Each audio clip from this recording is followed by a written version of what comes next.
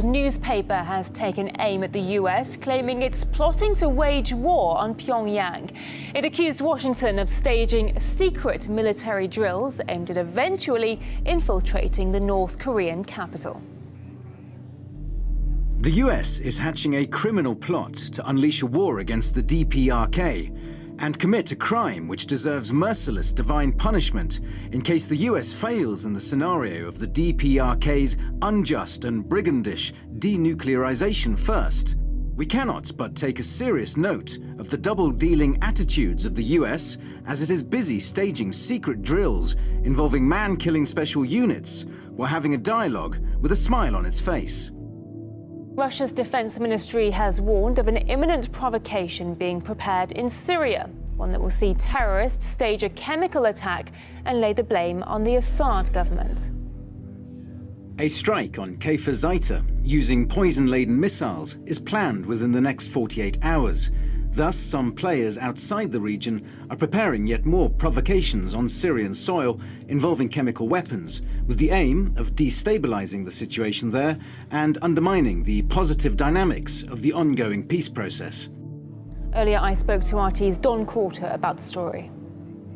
Well, the latest report comes from residents from the Idlib province in Syria, and they say that a group of civilians is being trained in a nearby area called Kfar Zaita to carry out the aftermath of a chemical attack to be blamed on the Assad government. Now, 8 barrels of chlorine have already been apparently delivered there, and the white helmets are ready to perform a fake rescue, basically, as the ministry says.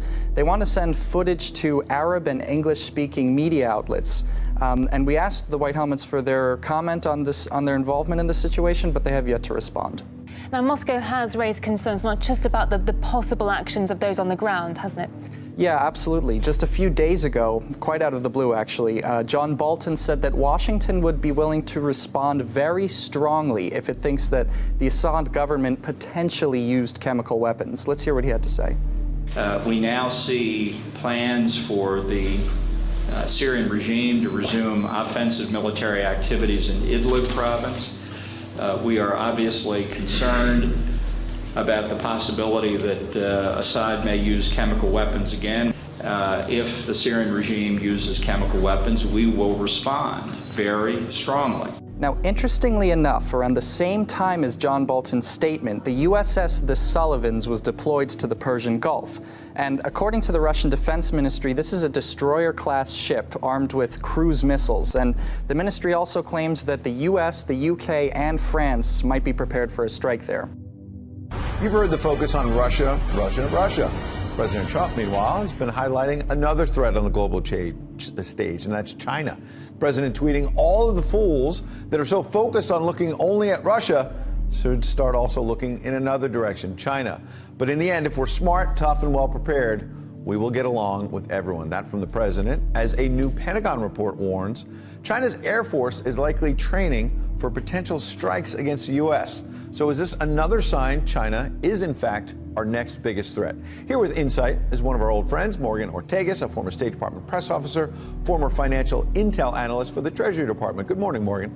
Good morning. Nice to see you. Good to see you. What do you think about this Pentagon report? How concerned should we be about the idea that the Chinese Air Force is preparing for strikes?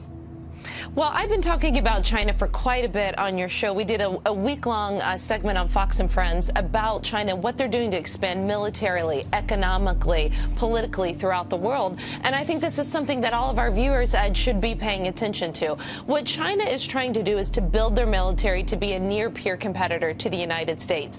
Since the fall of the Soviet Union, we really haven't seen a near-peer competitor from a military perspective. So we have the Russians, which are once again being active, and you're seeing more of their submarines. And the Chinese, of course, which are building carriers, which are building submarines, which have a very active, land component as well.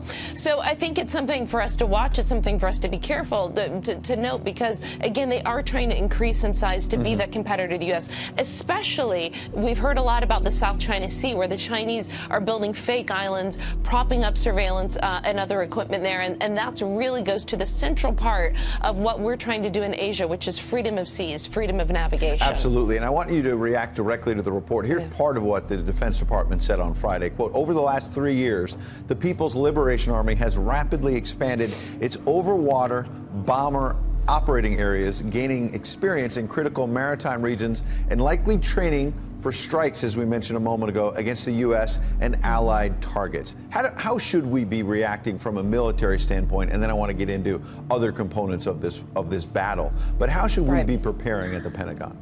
So I think it's important for us to continue our presence in Asia. The Chinese goal here with all of this is they want to have the sphere of influence over the Asian region. They want to control that area. Right now, we're there quite significantly. We have our allies in Taiwan, in Japan, in South Korea, Australia, others. And so the Chinese do not like that we're in their backyard. They don't like that we bring their carriers right near their shore. And so continuing to show our capability, continuing to do exercises there, and continuing to show that we're not ceding that region is important. You know, over the past probably 10 to 15 years, Ed, we've been really distracted in Iraq and Afghanistan for very good reasons. But what's happened is that the Chinese, as we've seen through this report, are expanding their capabilities dramatically. And it's not just with these conventional weapons. It's with AI weapons. It's with drones. It's with a lot of satellites, a lot of things that we don't see on a normal basis. All right. Some outstanding insight, as always, from Morgan Ortega. Appreciate you coming in.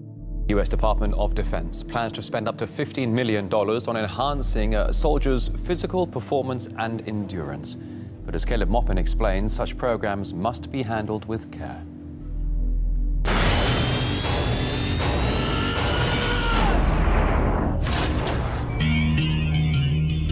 You actually did it. Hollywood science fiction often depicts the soldiers of the future, with all the talk of a space force from Donald Trump and fighting robots across the silver screen. Our imagination has plenty of places to go.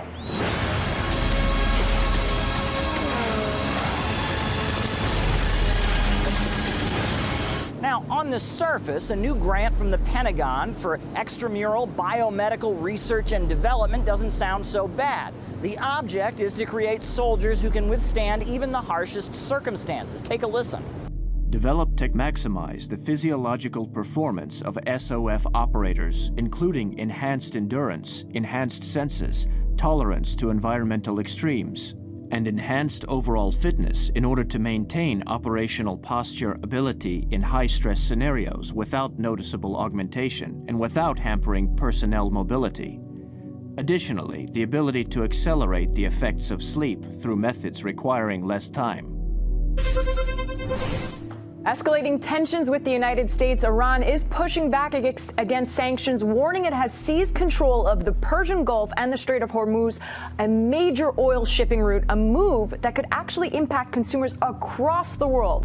Joining us now to react is retired Army Lieutenant Colonel Daniel Davis. Colonel Davis, thank you so much for joining us today. Let's start with the president of Iran, who has warned in the past, saying that the U.S. risks the mother of all wars, and now potentially seizing a very important passageway for oil. What do you make of these threats? Well, I mean, they've been in the Strait for a long time. I believe what you really see here is that they're getting close to being in a desperate position, and they want to make sure, they want to convey that they actually have strength and they have some cards to play, when I don't think that they really do, because they know that if they actually took action on that and closed the Strait to traffic, that we would respond and probably destroy their Navy, and then they would be in a far, far worse place than they are now. So I think that this is more posturing than anything else, and I don't think they're going to act on it. Don't you think they would get help from Syria, given the funding that they provided to the Syrian government there, so that it wouldn't just be a straight United States versus Iran type of situation? No, I don't, because Syria can't even hardly handle the civil war in their own country, and the last thing they want to do is to put themselves in the crosshairs of the United States, which is exactly what would happen if they came to the military aid of Iran. And just quickly, we have Iran that's going to the UN's highest courts asking for sanctions to be removed from the United States. These sanctions could potentially, or from this highest court, it could be binding but not necessarily enforced. What do you take? What's your take on that? Yeah, again, they're doing everything they can to try to get out of all this pressure that we're putting on them. And I think it's important for us to recognize we don't want to push too hard, because the whole purpose of sanctions is to bring their activities in alignment with what we want to do. And we don't want to push so hard that they actually take military action which would harm our interests, because the last thing in the world we want is military confrontation with Iran. That does not help our side out. Excellent point to end on. Thank you very much.